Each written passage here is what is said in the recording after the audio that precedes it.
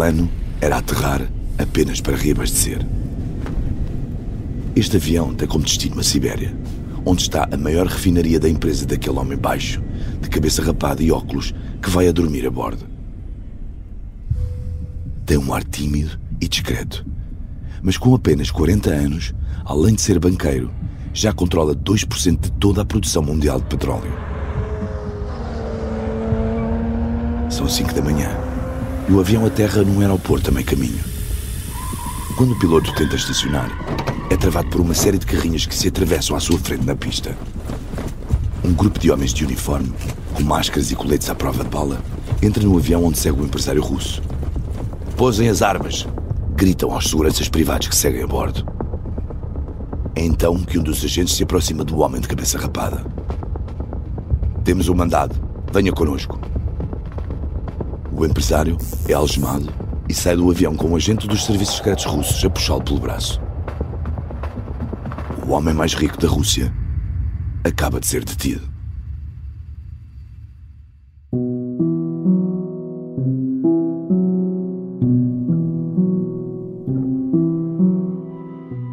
Chamavam-lhes os 7 banqueiros.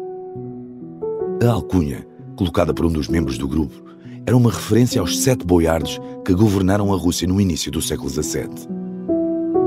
O autoelogio servia para destacar a influência que um pequeno grupo de banqueiros detinha sobre todo o poder político russo durante a presidência Yeltsin na década de 90.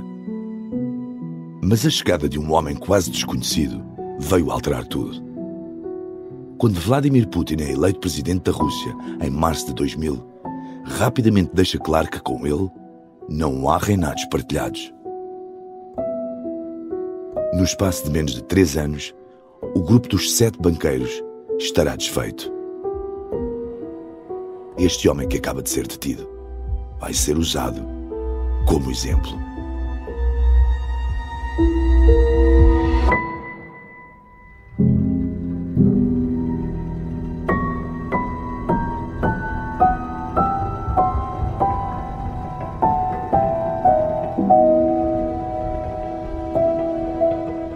Este é Um Espião no Kremlin, uma série para ouvir em 6 episódios que faz parte dos Podcast Plus do Observador.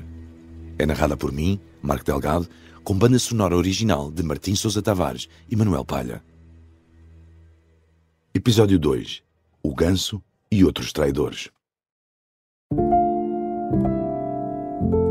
Esta é uma história real.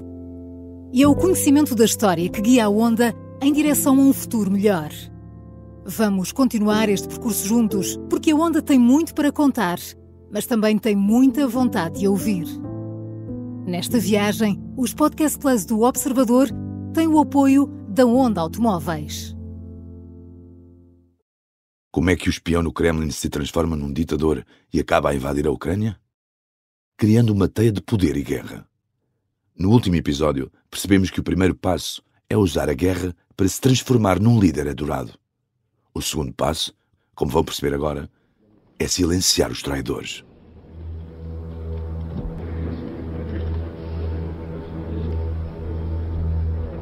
Numa manhã quente de julho, 30 homens são recebidos num dos salões do Palácio do Kremlin. Sentados naquela longa mesa corrida, estão os empresários mais ricos do país. O chá ainda está quente no serviço de porcelana do palácio, quando o presidente começa a falar. Explica que a partir de agora há novas regras. Os empresários não devem envolver-se na política. Calmo e sorridente, Putin deixa implícito que se tentarem influenciar o poder, vão sofrer as consequências. Os empresários ficam visivelmente desconfortáveis. Mexem-se nas cadeiras, trocam olhares. A maioria vai acabar por aceitar o ultimato. 3 homens, porém, vão desafiá-lo. 2 não foram sequer convidados para aparecer no Kremlin nesse dia. É um sinal de que já não são vistos como amigos. O terceiro homem faz parte do grupo de 30 empresários que estão nesta mesa a ouvir Putin. Neste momento, não faz ideia de que vai passar 10 anos na prisão.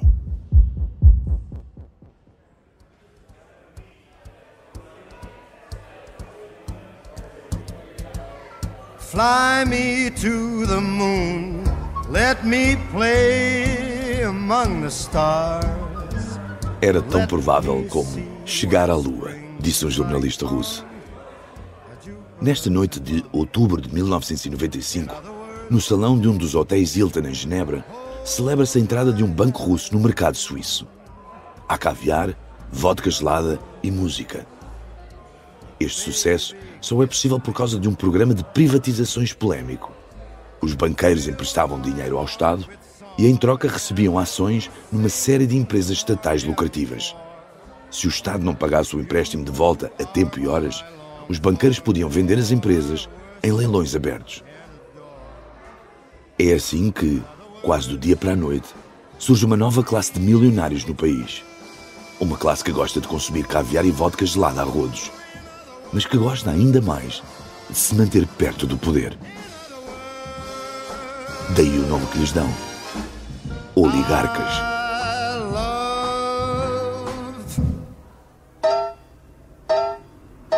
You.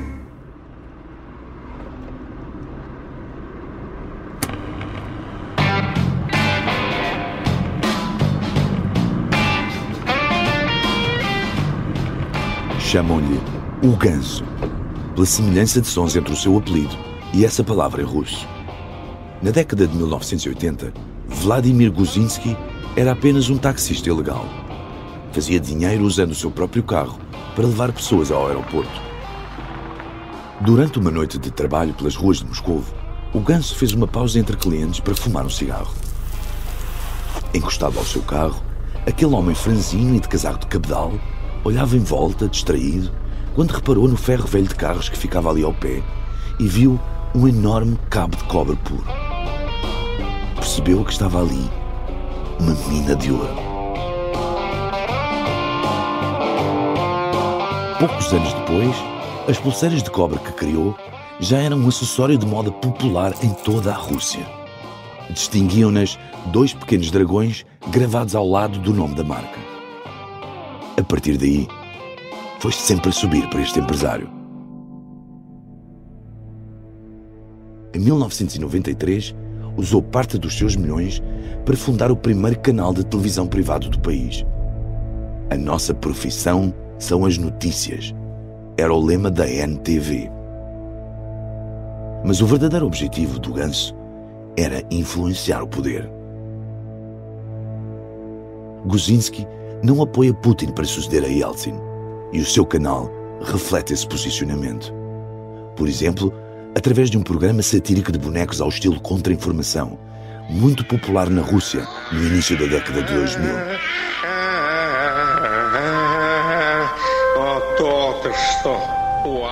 Num dos episódios, ridicularizam Putin.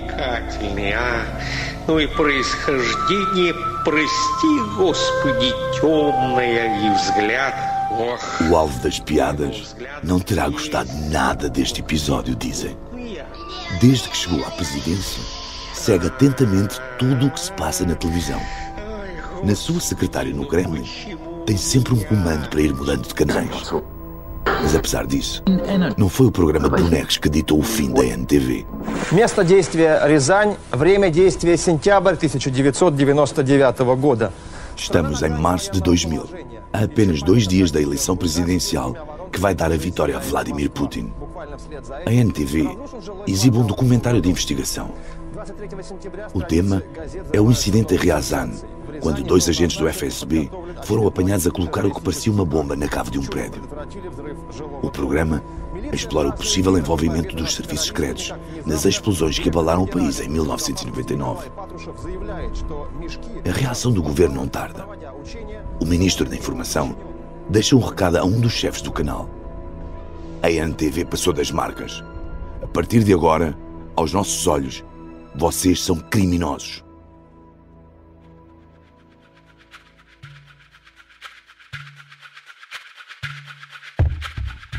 Mas Guzinski não tem problemas só com o poder político. Tem também de lidar com outros tubarões, que, tal como ele, fizeram fortunas quase da noite para o dia. O maior deles todos chama-se Boris Berezovsky. O embaixador canadiano Jeremy Kinsman era vizinho de Berezovsky em Moscovo. conta como este empresário enriqueceu. O Berezovsky recebeu uma concessão que lhe permitiu importar carros Mercedes-Benz e transformou isso num império televisivo e de muitas outras empresas. Matemático de formação, Boris Berezovsky é um dos oligarcas mais próximos de Boris Yeltsin. E ao longo da década de 90, a sua influência política não tem limites. O seu gabinete fica no Logovazklu, a sede da sua primeira empresa de importação de carros, no centro de Moscovo. Mas a sede é muito mais do que um local de negócios. É um salão de paredes amarelas, onde o fumo do tabaco se mistura com o barulho das garrafas a serem abertas e com o som das conversas dos que se sentam nas mesas de estilo bistrô parisiense. Há um grande piano de cauda, por vezes tocado por um velho amigo de Berezovsky, e num canto, um crocodilo embalsamado. A filha de Yeltsin, Tatiana, é presença habitual. Mas a estrela ali é Boris. Chega sempre atrasado, de mãos nos bolsos.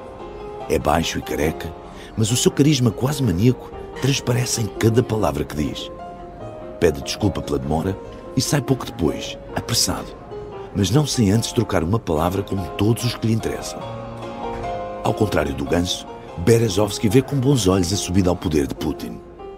Ficou impressionado com o antigo agente do KGB. Primeiro, por Putin ter recusado quando Berezovsky o tentou subornar com um carro. Depois, por Putin ter feito questão de aparecer no aniversário da sua mulher com um ramo de flores, numa altura em que Berezovsky estava na mó de baixo dentro do Kremlin.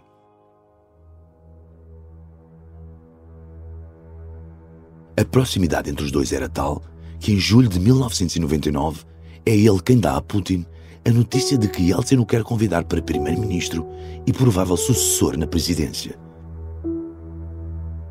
Berezovsky viaja então para Biarritz, no sul de França, onde Vladimir estava a passar férias com a família num apartamento modesto. E faz-lhe a proposta. No fim ele disse: "Muito bem, vamos tentar. Mas entendes que tem de ser o Boris Nikolaevich a dizer-me-o diretamente." E Yeltsin assim fez. Уважаемые граждане России, дорогие друзья. O primeiro mandato de Vladimir Putin parecia seguir o mesmo caminho das democracias ocidentais. Именно к вам, потому что вы доверили мне высший государственный пост в стране. Mas um olhar mais atento revelava uma realidade diferente, como nos explica Sergei Guriev, economista russo independente que trabalhou como consultor do Kremlin nesses primeiros tempos, antes de se desiludir de tal forma que se juntou ao opositor Alexei Navalny. Ele nunca foi um liberal. Economicamente, sim. Recrutou pessoas para levar a cabo reformas e continuou a fazê-las até 2002-2003. Essas reformas deram bons frutos, mas no que diz respeito à política, abriu uma nova ofensiva contra os médias livres desde o primeiro dia. E, hoje, sabemos também que era corrupto desde o primeiro dia. Os mídia foram os primeiros alvos de Putin. Em concreto, a NTV, do Ganso. Федеральная служба безопасности, налоговая полиция, налоговая инспекция, арбитражный суд, суд городской в Москве, Газпром. 4 dias depois de Vladimir Putin tomar posse como presidente da Rússia, a sede da NTV é alvo de buscas. Um grupo de agentes vestidos de camuflado e com máscaras a tapar a cabeça entram nos escritórios e vasculham tudo, indiferentes aos jornalistas e outros funcionários no local. Será a primeira de 35 buscas nos meses seguintes. O responsável financeiro da empresa é detido. É aberto um processo judicial com audições para possivelmente liquidar a empresa. Mesmo com toda a pressão, o Ganso não recua e critica publicamente o presidente. Numa entrevista, diz que a ideia de Putin como um democrata é um mito. Uma semana depois, Guzinski é convocado para um interrogatório na sede da Procuradoria-Geral. Vai sem advogado, uma decisão que lhe sai cara. 1h15 depois de começar a ser ouvido, é oficialmente detido por suspeitas num caso de fraude com uma antiga empresa privatizada. Вызывается вечером человек, приглашается в качестве свидетеля, моментально превращается в подозреваемого или обвиняемого сразу, арестовывается. E o следователь... Enquanto tudo isto acontece em Moscou, Putin está numa visita de Estado à Espanha. Os jornalistas que o acompanham fazem-lhe perguntas sobre a detenção do empresário. Putin começa por dizer que não sabe detalhes e que ainda não conseguiu falar com o Procurador-Geral. Ao mesmo tempo, em Moscou, o ministro da imprensa faz uma proposta ao número 2 do Ganso. Se a NTV for totalmente vendida à empresa estatal Gazprom por 300 milhões de dólares, as acusações contra Guzinski caem.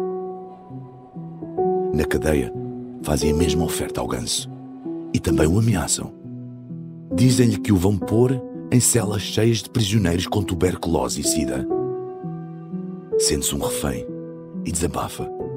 Quando se tem uma arma apontada à cabeça, só há duas opções: aceitar as condições dos bandidos ou levar com uma bala.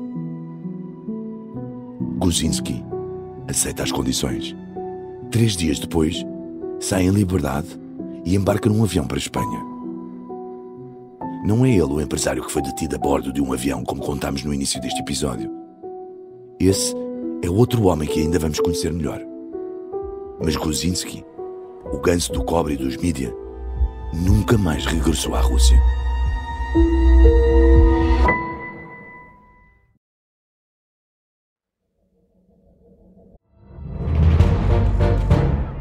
Saguei.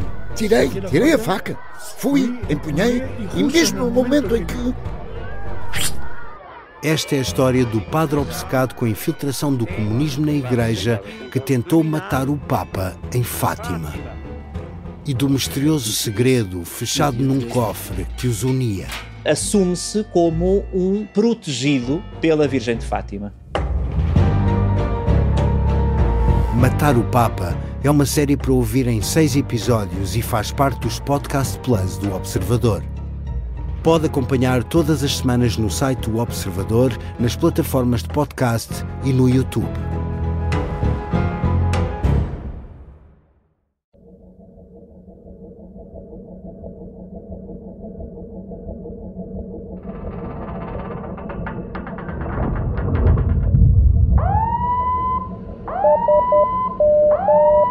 São 7h30 da manhã, quando o exercício de lançamento de um torpedo falha e há uma explosão na proa de um submarino. Um incêndio deflagra nos compartimentos da dianteira. 2 minutos e 15 segundos depois, há nova explosão.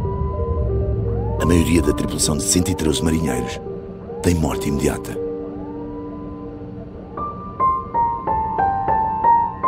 No fundo do mar de Barents, entre a Noruega e a Rússia, é quase impossível que alguém ouça o desastre que aconteceu no submarino nuclear Kursk. Mas as explosões têm uma dimensão tal que são detectadas pelos sensores sísmicos noruegueses. E os oficiais russos que estão a monitorizar o exercício naval à distância percebem de imediato que algo aconteceu. As primeiras buscas só começarão 9 horas depois. Isto apesar de 23 marinheiros ainda estarem vivos, trancados num dos compartimentos da parte de trás do submarino, que se vai afundando lentamente. O presidente Vladimir Putin está de férias na estância balnear russa de Sochi. Só é informado do que se passa na manhã do dia seguinte, quando o Kursk já se afundou. Dizem-lhe apenas que o submarino está desaparecido. Na mesma manhã, começam a circular rumores entre os familiares dos marinheiros. Muitos começam a juntar-se na base naval mais próxima do mar de Barents para pedir informações. O presidente parece paralisado. Rejeita as ofertas de ajuda dos governos norueguês e norte-americano.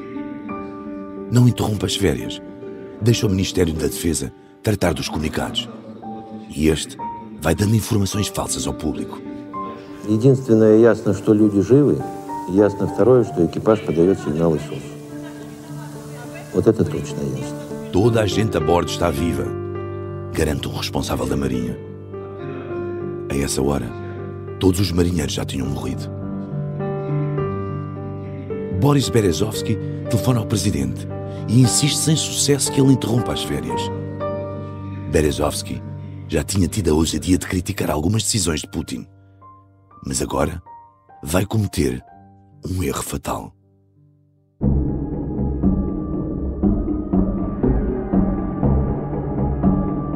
Depois de ser ignorado por Putin, Boris Berezovsky dá uma ordem a um dos pivôs do canal de televisão que controla. Não há restrições na cobertura do assunto. Faz o que quiseres. День города в Москве совпал с их похоронами. Были и другие события, но гибель Курска остается главной болью. A ORT junta-se assim ao tom crítico do resto da imprensa nacional, enquanto as buscas decorrem. Por que é que o presidente tem estado em silêncio? Pergunta-se numa manchete. Outro jornal publica uma série de fotos de Putin nas férias, bronzeado, a jogar snooker com responsáveis da Marinha. A legenda diz simplesmente: eles não se afundam.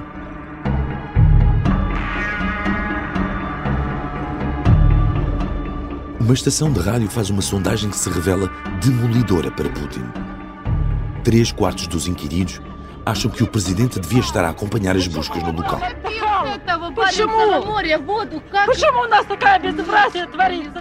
Na base naval, o canal de Berezovsky entrevista as mulheres dos marinheiros, que fazem críticas ao poder político. O presidente, furioso, telefona a um dos jornalistas e acusa-o de ter contratado prostitutas para falarem mal dele na televisão. Mas o clamor das famílias é cada vez mais audível. Quando o vice-primeiro-ministro vai à base para falar com elas, uma das mulheres perde as estribeiras.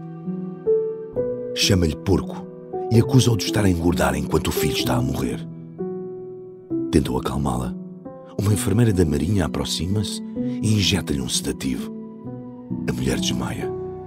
Tudo é captado pelas televisões. Perante a situação caótica, o presidente percebe finalmente que tem de ir ao local. E é então que acontece algo que Putin nunca mais vai permitir que se repita. Fala diretamente com a multidão em fúria.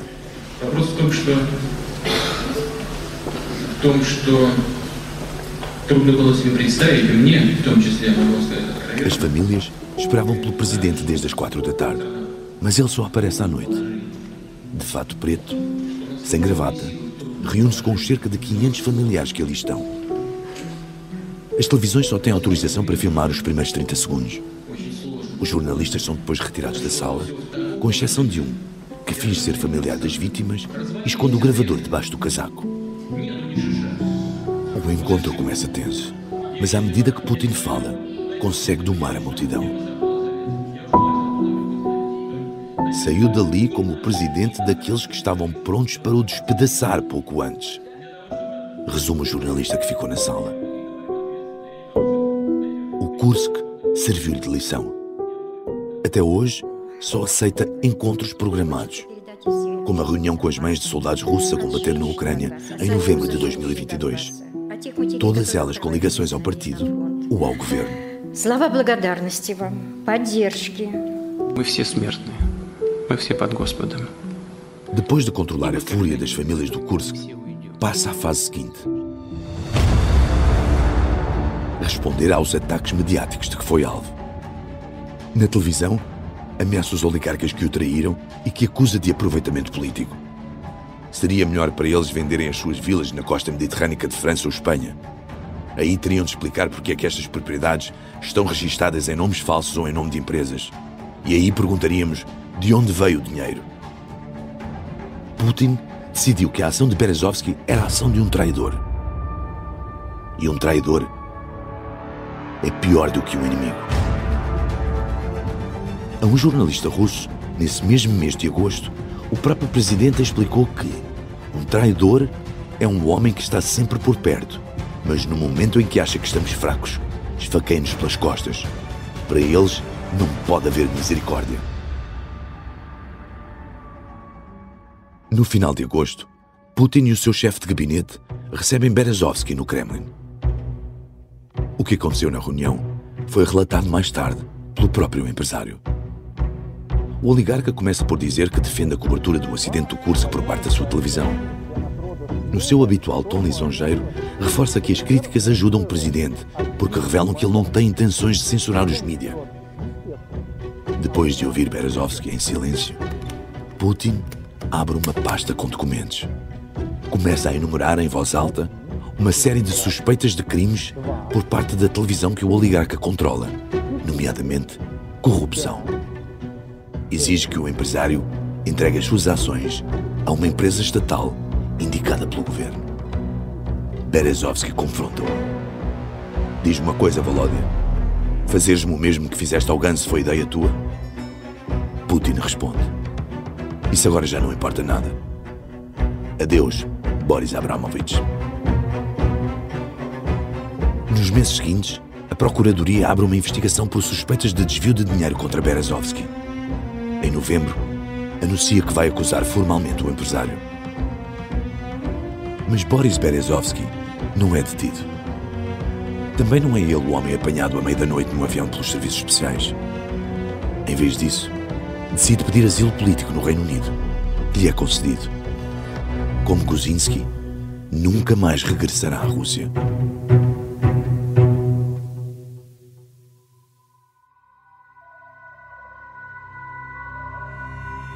Para contar a história do homem detido dentro do avião, primeiro é preciso apresentar outra figura do Kremlin.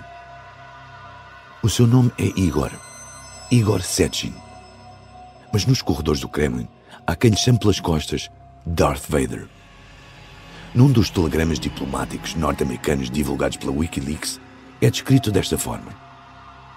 Sechin é tão obscuro que há uma piada que diz que ele talvez nem exista.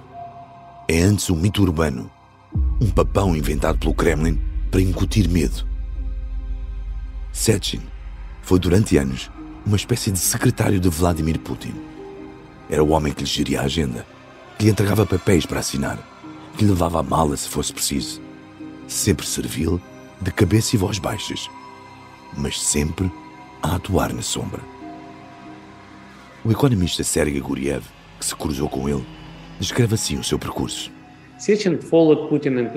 Sechin foi atrás de Putin para o governo, logo na década de 90, quando Putin foi para Moscou. Sechin seguiu Putin para todo lado.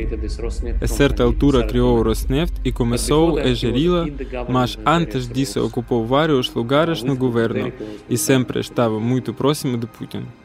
Para além disso, teve um papel no KGB também. Quando Putin se tornou presidente, Sechin não trabalhava no FSB, mas havia rumores de que ele escolhia pessoas-chave dentro do FSB. A ligação de Sechin ao KGB remonta à década de 80 e passa por Angola e Moçambique. Foi ali que trabalhou, oficialmente como tradutor militar, durante as guerras civis de ambos os países. Vários especialistas dizem que, na prática, Sechin trabalharia como espião. Segundo a imprensa russa, poderia mesmo estar ligado ao fornecimento de armas aos grupos africanos pró-soviéticos. Nesse período, aprendeu a falar português fluentemente, o que viria a ter um peso determinante no seu futuro. Foi graças a isso que conheceu Vladimir Putin, quando este trabalhava na Câmara de São Petersburgo, numa viagem ao Brasil em que Sechin serviu de tradutor. Desde que gera a petrolífera estatal Rosneft, que Sechin também usa o português como arma. O seu braço direito na empresa é Didier Casemiro, um luso-descendente belga. Segundo a agência Bloomberg, os dois falam em português durante as reuniões quando não querem que mais ninguém compreenda a sua conversa. Esta empresa, a Rosneft, tem um papel muito importante nesta história. É a empresa estatal que absorveu a petrolífera expropriada ao homem que foi detido no início deste episódio. Agora, podemos finalmente revelar o seu nome. Esse homem chama-se Mikhail Khodorkovsky. E o Darth Vader do Kremlin pode ter contribuído para essa prisão. Khodorkovsky começou a sua carreira como empresário aos 19 anos, a importar e revender computadores portáteis. Mas em pouco tempo, comprou a petrolífera Yukos. Com isso, tornou-se o homem mais rico da Rússia, como nos explica Jeremy Kinsman, antigo embaixador do Canadá em Moscou. Khodorkovsky acabou por juntar dinheiro suficiente para fundar um banco e depois juntou mais dinheiro para conseguir fazer uma licitação no leilão da petrolífera Yukos. E a Yukos tinha reservas maiores do que qualquer outro ativo petrolífero no mundo, com exceção da Arábia Saudita. Creio que ele a comprou por 225 milhões de dólares. Um ano depois, o seu valor era de 10 mil milhões. Por isso, pode ver o tipo de fortunas que se estava ali a criar. O preço de compra foi um pouco mais alto, 330 milhões. Mas mesmo assim, um valor irrisório quando comparado com o que a Yukos viria a valer em tão pouco tempo. Ninguém sabe ao certo em que momento Putin passou a ver Khodorkovsky como um traidor. Mas a tensão entre os dois foi evidente numa reunião pública em fevereiro de 2003. Era mais um dos encontros habituais de empresários no Kremlin, no imponente Salão de Santa Catarina. Khodorkovsky apareceu vestido de forma descontraída, com uma camisola de gola alta, e atendeu uma chamada a meio da reunião. Atitudes de que o presidente, apreciador da formalidade, não gostou. Представление нового поколения о том, что, так сказать, им придется ожидать во время своей трудовой жизни. Mas o verdadeiro problema surgiu quando chegou a vez de Khodorkovsky falar. A sua apresentação de PowerPoint trazia o título Corrupção na Rússia, um travão ao crescimento económico. E o empresário passou ao ataque, denunciando suspeitas de corrupção no negócio da empresa estatal Rosneft, que comprara recentemente uma pequena produtora por um valor muito superior ao estimado. Putin, irritado, reagiu de imediato. Теперь вот вы упомянули про Роснефть, там, и сделку с Сибнефтью. Я думаю, что, конечно, и... A Rosneft precisa de novas reservas como qualquer outra empresa. E a Yukos, a sua empresa, também tem reservas em excesso. Como é que as obteve? Perguntou. Depois da reunião, Putin transmite o seu desagrado a um amigo, que mais tarde conta a conversa a um jornalista russo. Depois de tudo aquilo em que eles já meteram a mão, agora vem aqui acusar-me de aceitar subornos? Ele tem a lata de me dar lições de moral em frente a toda a gente? Outros problemas acumularam-se para Khodorkovsky nos meses seguintes. Em abril, o empresário negocia uma fusão com a empresa de Roman Abramovich e começa a sondar a possibilidade de juntar ao negócio petrolíferas americanas, o que desagrada ao Kremlin. O presidente também informa diretamente Khodorkovsky que sabe que este anda a financiar o Partido Comunista, a principal força da oposição, a poucos meses das eleições parlamentares. Todas essas razões são apontadas como possíveis explicações para a prisão de Khodorkovsky. Mas haverá mais, e envolvem aquele homem a quem chamam Darth Vader e que fala português. Sechin mandara colocar Khodorkovsky sob escuta, e era ele quem entregava pessoalmente os relatórios com os resumos das conversas ao presidente. Os rumores no Kremlin dizem que esses relatórios traziam conversas suspeitas do empresário com políticos dos Estados Unidos. Traziam também comentários de Khodorkovsky a desvalorizar Putin. Fala-se até que o empresário teria defendido um golpe de Estado. Seria verdade? Ou teria Sechin exagerado o conteúdo da conversa? O economista Sergei Guriev diz que Putin quis fazer do dono da Yukos um exemplo. Putin viu em Khodorkovsky uma ameaça e decidiu derrubar aquele poder. Esta foi uma grande mudança. Ele disse aos grandes empresários: eu giro a política, vocês não podem interferir de todo, ou fazem o que eu digo, ou vou para a prisão. A corda costuma partir para o lado mais fraco. E na Rússia de Putin, o poder político ainda é mais forte do que o dinheiro. A 25 de outubro de 2003, apenas 2 meses antes das eleições, Khodorkovsky é acordado dentro do avião onde viajava para a Sibéria e sai algemado. É formalmente acusado dos crimes de fraude e evasão fiscal. Menos de um ano depois, a petrolífera estatal Rosneft absorve os bens da Yukos. Putin nomeia como presidente da empresa Igor Sechin, o seu secretário que fala português. Khodorkovsky passa o julgamento na prisão. Em tribunal, aponta o dedo a Sechin. Diz que a destruição da Yukos foi maquinada por certas pessoas influentes para controlarem a empresa de petróleo mais próspera da Rússia. Não lhe vale de nada fazer esta denúncia. É condenado a 9 anos de prisão numa colónia penal. O caso de Khodorkovsky provocou um abalo naqueles primeiros anos da presidência de Putin, explica Sergei Guriev, economista que chegou a trabalhar como consultor do Kremlin. Foi chocante. E foi um ponto de viragem, trouxe uma atmosfera diferente. Na altura da detenção de Khodorkovsky, era impossível imaginar que ele seria detido.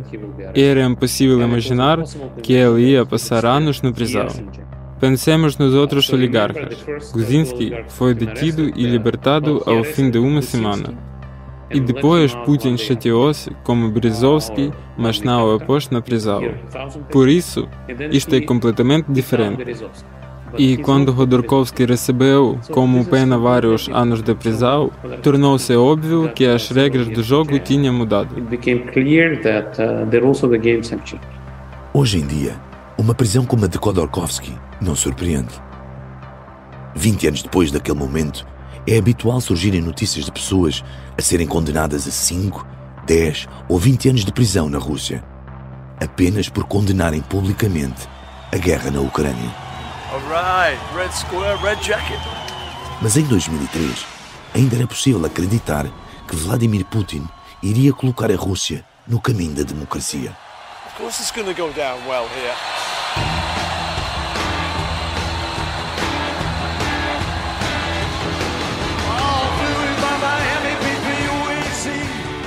Vladimir Milov, que nessa altura já tinha sido vice-ministro da Energia e batido com a porta em desacordo por questões técnicas, ainda acreditava naquele homem. A última vez que o vi foi em maio de 2003, durante o concerto de Paul McCartney, na Praça Vermelha. Há uma gravação deste famoso momento em que, a meio do concerto, ele sai do Kremlin a pé e senta-se ali, a 5 metros de nós.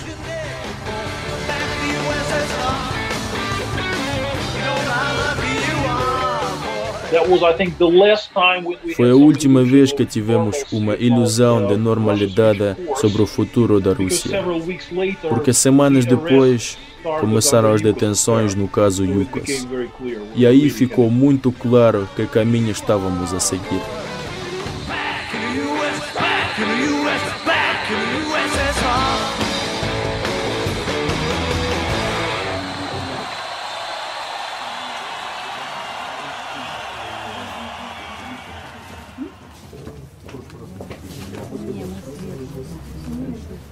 Boris Berezovsky já vivia em Londres há quase 10 anos. Costumava dizer que escolhera ser um imigrado político em vez de um preso político. E em 2012 decidiu usar a justiça britânica para ajustar contas do passado. O empresário estava na loja da Dolce & Gabbana da Sloane Street quando o seu condutor o avisou de que o homem que procurava estava na Hermès, umas portas abaixo. "Traz os documentos", grita Berezovsky para o condutor. De seguida corre rodeado pelos seus seguranças rua abaixo. Ao chegar à Hermès, é barrado na porta pelos seguranças do homem a quem quer entregar uma intimação para ir a tribunal. Seguem-se empurrões entre as duas equipas de segurança. No meio da confusão, Berezovsky consegue furar e entrar na loja. Ao ver o cabelo branco do homem que procura, corre na sua direção, de braço estendido, para lhe entregar os documentos. "Tenho um presente para ti!" gritou. O outro recusa pegar no envelope. Berezovsky atira-o aos seus pés e sai porta fora. O homem fica parado. Chama-se Roman Abramovich.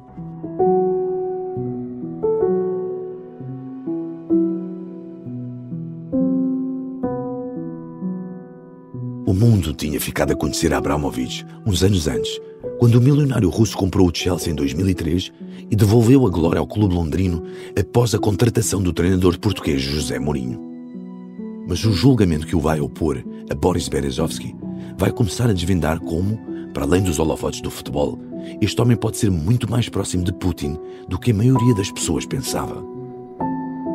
Ele é essencial para Putin conseguir esconder uma das coisas mais importantes para o presidente russo: dinheiro. Muito, muito dinheiro. Só que essa é uma história para o próximo episódio.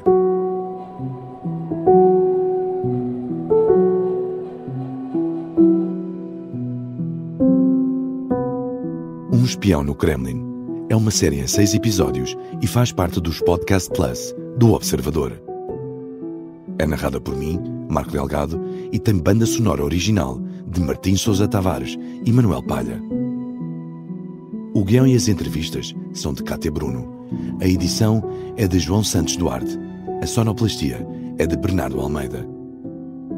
A coordenação é de Miguel Pinheiro, Filomena Martins, Pedro Jorge Castro, Ricardo Conceição e Sara Antunes de Oliveira. Neste episódio, ouvimos ainda as vozes de Vadim Polyazovoy, Austin Bush e David Zakharov, agenciado da Sonder People. Ouvimos também sons históricos retirados do YouTube e da televisão russa NTV.